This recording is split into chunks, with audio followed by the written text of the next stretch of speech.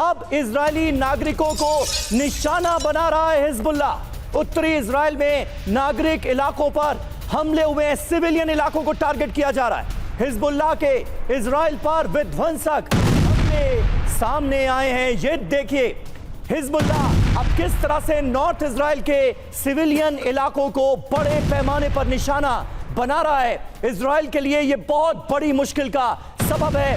बहुत बड़ी मुश्किल इस वक्त इजराइल के सामने आन खड़ी हुई है, क्योंकि हिजबुल्लाह अब बहुत ज्यादा अग्रेसिव नजर आ रहा है और ताबड़तोड़ अटैक सिविलियन इलाकों को निशाना बनाकर किए जा रहे हैं। नॉर्थ इजराइल इस वक्त दहल रहा है हिजबुल्लाह के हमलों से। तस्वीरें आपके सामने हैं टीवी 9 भारतवर्ष पर।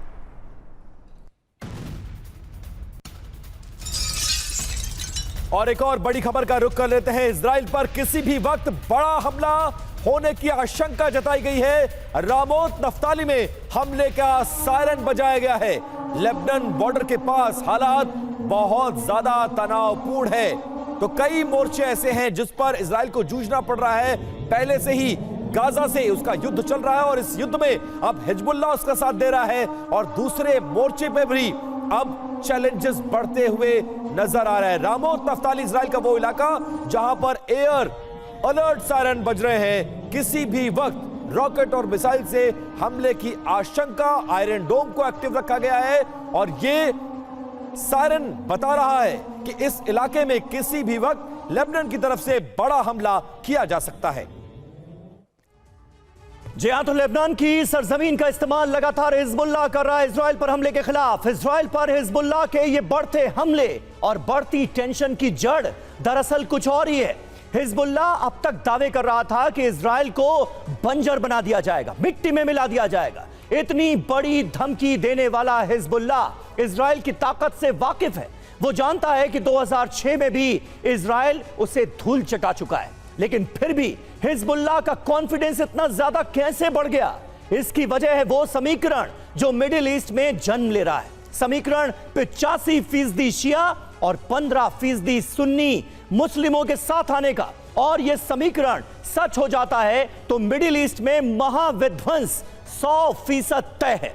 हिजबुल्लाह भी यह समझता है और इसलिए हमलों में इजाफा किया जा रहा है और बहुत अग्रेसिव तरीके से अब हमलों को अंजाम दिया जा रहा है। यह समीकरण क्या कहते हैं, आने वाला वक्त क्या दिखाने जा रहा है, इस पर बात करने के लिए हमारे साथ कुछ खास मेहमान मौजूद हैं। मेजर जनरल एसवीपी सिंह साहब हमारे साथ मौजूद हैं। एयर कॉमोडोर अशमिंदर सिंह बहल हमारे साथ मौजूद हैं। Professor Amitabh Singh foreign expert हैं, वो हमारे साथ मौजूद हैं। और पूर्व राजदूत महेश सचदेव भी हमें ज्वाइन कर चुके हैं। विपिन जी बिल्कुल, और अपने एक्सपर्ट से करें इस पर बातचीत, लेकिन उससे पहले एक बड़ी खबर इजराइल के खिलाफ मिडिल ईस्ट में नया समीकरण दिखने लगा है।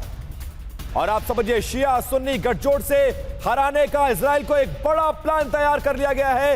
ईरान लेबनान कुछ बड़ी योजना बना रहे हैं, इसकी आशंका व्यक्त की गई है। मिडिल ईस्ट में नई जंगी बिसात बिछती हुई अब नजर आ रही है। तो इजराइल को घेरने के लिए 85 और 15 का फॉर्मूला यानी शिया सुन्नी गठजोड़ एक बड़ा समीकरण बनता हुआ नजर आ रहा है।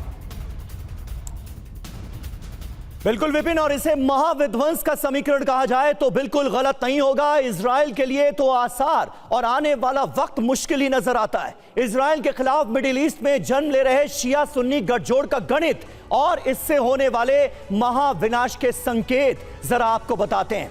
अब इस समीकरण पर हम गौर करते हैं तो क्या क्या नजर आता है। यह देखिए, कुल आबादी सुन्नी 85%, शिया 15%। और सुन्नी और शिया आउटफिट जब मिलकर इजराइल के खिलाफ आएंगे तो अंजाम क्या होगा? अब तक शिया वर्सेस सुन्नी की एक लड़ाई हमने देखी है, लेकिन इजराइल के साथ ये जो जंग चल रही है इसमें सबसे बड़ा बदलाव इसे ही आप मान सकते हैं कि शिया और सुन्नी आउटफिट्स एक साथ आती नजर आ रही हैं इजराइल के खिलाफ। जी बिल्कुल, और देखिए लेबनान में शिया मुस्लिमों की तादाद बहुत ज्यादा है, जबकि हमास के इलाके में सुन्नी मुसलमान ज्यादा रहते हैं। लेकिन अब देखिए इजराइल के खिलाफ क्या समीकरण बन रहा है। शिया कहां कहां पाए जाते हैं? ईरान, लेबनान, हूती, इराक, इन जगहों पर, जबकि सुन्नी हमास, हूती और पाकिस्तान में पाए जाते हैं। और ये तमाम गठजोड़ है जो इजराइल के खिलाफ अब बनता हुआ नजर आ रहा है और इसके जरिए इजराइल को एक बड़ा चैलेंज देने की कोशिश है। तमाम मेहमानों का परिचय करा चुके हैं और सीधा एसवीपी सिंह सर, मैं आपके पास और पहला सवाल लेकर आ रहा हूं कि ये गठजोड़ इस युद्ध पर कितना बड़ा असर डालने वाला है इजराइल के लिए, ये कितनी मुश्किल घड़ी। और इससे पहले कई बार ऐसा हुआ है कि जब मिडिल ईस्ट के तमाम देश इजराइल के खिलाफ मुखर तो हुए हैं लेकिन उसको हरा नहीं पाए। क्या ये गठजोड़ एक बड़ा इंपैक्ट डालने जा रहा है इजराइल के युद्ध पर? जैसे आप बता रहे हैं, अगर ऐसा सुन्नी शिया का जुटबंधन बन रहा है, एक रीजनल वॉर टूटने का काफी डर खतरा पैदा होता है। सबसे पहले तो ये बहुत इंपॉर्टेंट डेवलपमेंट हो सकती है, परंतु हमने देखा है इतिहासी तौर पर कि शिया मुस्लिम की जो कॉपरेशन या उनकी यूनिटी है वो शॉर्ट लिव्ड, बहुत कम समय रहती है।